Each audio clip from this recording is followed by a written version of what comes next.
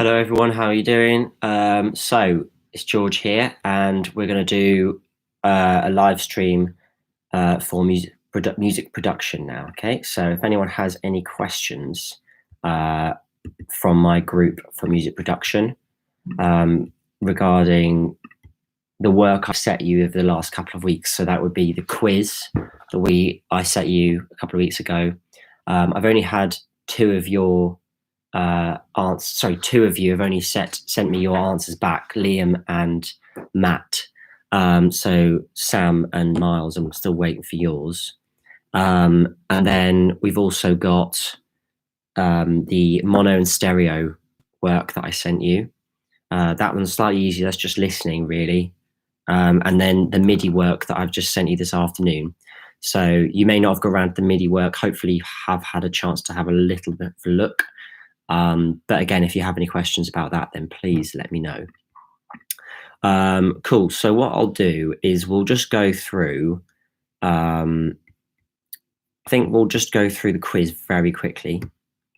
Yeah, if anyone has any questions regarding any of them, then please just type in the comments the question you have, and I will do my best to answer them. So I can see we've got one person with us, so we need a couple more, but that's fine, that's all right. So let's start with the quiz. Okay, so we'll go through the questions. So the first one was, what was the function of a mixing console what function on a mixing console adjusts the amount of audio signal entering a channel? The two of you that have sent it so far have got it correct. Well done. In fact, just in case the other two haven't done it yet, I won't say what the answers are. But most of you got that first one, or the two of you that sent it got it right.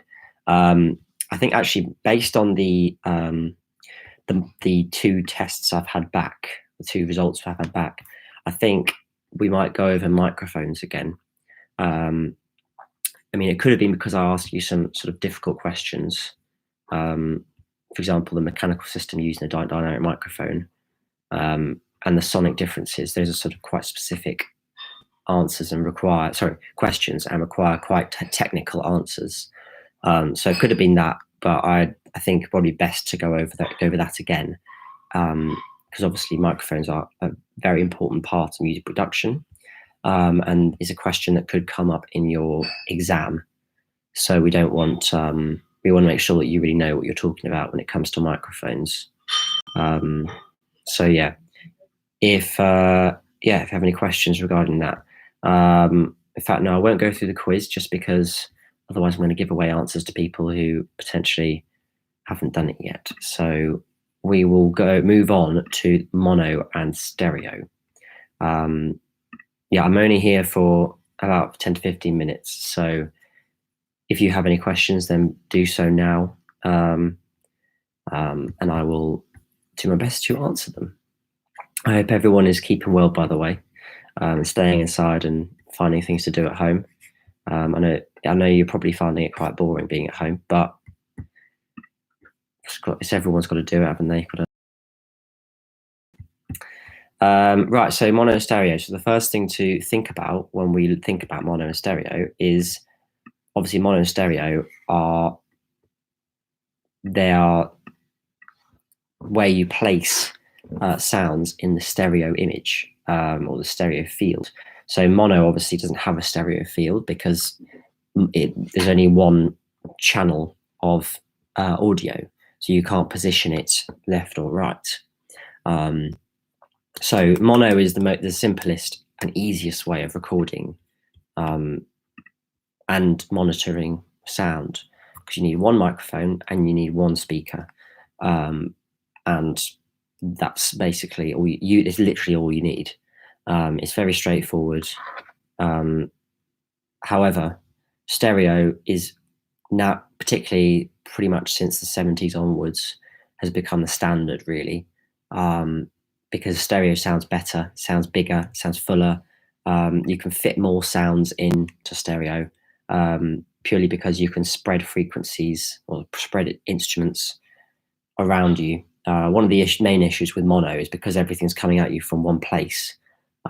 is different. It's difficult to distinguish between instruments because a lot of instruments they take up the same areas in the frequency spectrum. So, for example, guitars take a lot of space in the low mids and the sort of mids, high mids, and those are also the areas that your voice takes up in the frequency spectrum. So mixing guitars and vocals can be really difficult for that reason, particularly in mono.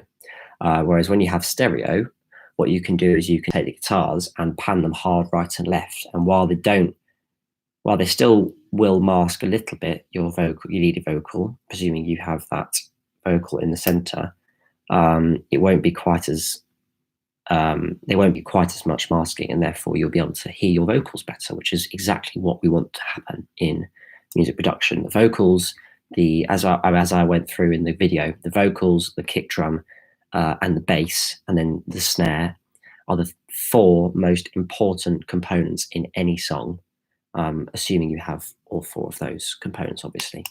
But in a modern pop song, those 4 components are incredibly important. And those 4, with the exception of potentially the snare, sometimes you don't find that in the center, but all the other 3 are always coming down the center of the mix. So yeah, mono and stereo. So the reason we listen to things in mono and stereo is because of our ears, really. That's how we have 2 different ears, 2 different sources of recording sound into our brain. And the reason we can hear things from different places is because of the time difference from the sound reaching this ear and that ear. So if sound's coming from over here, where my pencil is, it's going to hit this ear first before it hits this ear. And it's the time difference between this ear receiving sound and this ear receiving sound. And that's how your brain can tell where sound is coming from. Another thing that helps your brain distinguish between where things are is level. If a sound's coming from over here, the further sound travels, the lower the volume gets, or the level of the signal gets. So if your ear is closer to this sound, it's going to sound louder in this ear than it is in this ear. So that's another thing. So loudness or level, and then also frequency response. So the high frequencies in the frequency spectrum first of all, they have less energy, and second of all, they are absorbed by surrounding objects much more easily than low frequencies. So a sound far away will have less or fewer frequencies in the higher range. Well, the level of the frequency will be less in the higher range than it will in the lower if you're closer. So frequency response, level, and also time difference. That's how we tell where things are in the in the stereo field. Okay, so that's an important thing to know. That's sort of like the biology science behind stereo imaging, really. So yeah, as I've already said, how we do mono. Stereo, you need at least 2 microphones and at least 2 speakers to generate a stereo recording and track. Again, you need 2 microphones for the same reason why you have 2 ears, because you need that time difference between where the microphones are. So if an object is closer to this microphone than it is this one in the stereo image in your computer, it will sound louder on this ear than it will in this ear. And you need 2 speakers because you can't generate those time differences or those volume differences either with 1 speaker. So yeah, the stereo field is very important because it's used in music production all the time nowadays, all the time. Things are still sometimes mixed in mono though, because as I said before, it's hard to hear things when everything's coming from one direction right down the middle. But that can also play to your advantage when you're mixing, because you want to try and mix the frequency spectrum of every instrument. So everything has a little slot in the frequency spectrum. So if you can hear all the components when it's in mono, then when you turn it into stereo, everything will sound really clear, because you'll suddenly everything works together in terms of frequency. So then when you spread it out and put it in its individual place in the stereo field, then it will really mix together and work really well together. So mixing in mono is sometimes a really good thing. However, don't do it too much, because obviously people listen to things in stereo nowadays. So you do have to know what it sounds like in stereo, and it is important how it sounds in stereo. The use of stereo, like placing things in stereo, is also, it can be used in a creative way as well. For example, if you're doing a tom, if there's a tom roll, or like, in the Air Tonight by Phil Collins, you have that. That would be a really effective thing to pan the first tom over on the left-hand side, for example, and then the last one on the right. So you'd have. Other things like, if you want a particular synth sound to sort of travel across and sort of play with people's minds, and sort of sense of where things are. So, stereo can be used in a very creative way as well as it just being for mixing and mastering. And a technical thing can also be a creative thing. And then I set you critical listening. So I wanted you to listen to a Beach Boys song called Pet Sounds. Now, if you haven't heard of this album, Pet Sounds, it's one of the great albums. It's the album that supposedly inspired the Beatles to write their massive album, Sgt. Pepper's Lonely Hearts Club Band. So if you're a Beatles fan, it's a very important album for you to listen to, this album. But anyway, you're very welcome to listen to the whole album. I'd encourage you to listen to the whole album. But the song in particular I asked you to listen to was God Only Knows, which is a very, very well-known song. If you don't already know it, it's most famous, probably, apart from it being one of the most famous albums, particularly my generation, famous for being the end song in Love Actually, the film. So I don't know if you ever heard of Love Actually. I hope you have, because it's an absolute classic of the film. But it is the last song in Love Actually when everyone's hugging each other in the airport. But the important thing about this album is one of the reasons why I asked you to listen to it was so that the album was actually mixed in both mono and stereo. So you can literally compare the tracks with each other, and you can hear what they sounded like in mono and what they sounded like in stereo. And then I wanted you to tell me which one you preferred, and also, when you listen to it stereo, pick out where the instruments are in the stereo field, because I think that will be there's a listening part of your course. So you need to be able to pick out where instruments are in the stereo field. So that's a really important one for you to do, because that's actually sort of like an exam technique question. So yeah, it's important for you to do that one. Right. We then looked at MIDI. I sent you a video for MIDI today. I appreciate it's unlikely you'll have watched it. If you have, I set you some questions as well to go with that.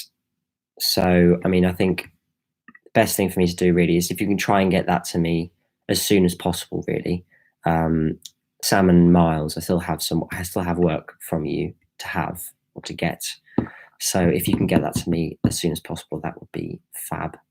And yeah, I think I'll let you guys get on and watch the video for MIDI first before I take you through any of that again.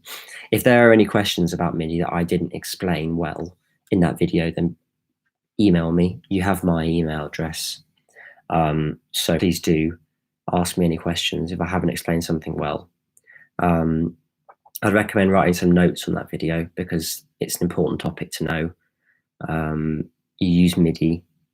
I imagine that you guys use MIDI every time you open your laptop and go on Cubase. So it's a very important one for you to know about.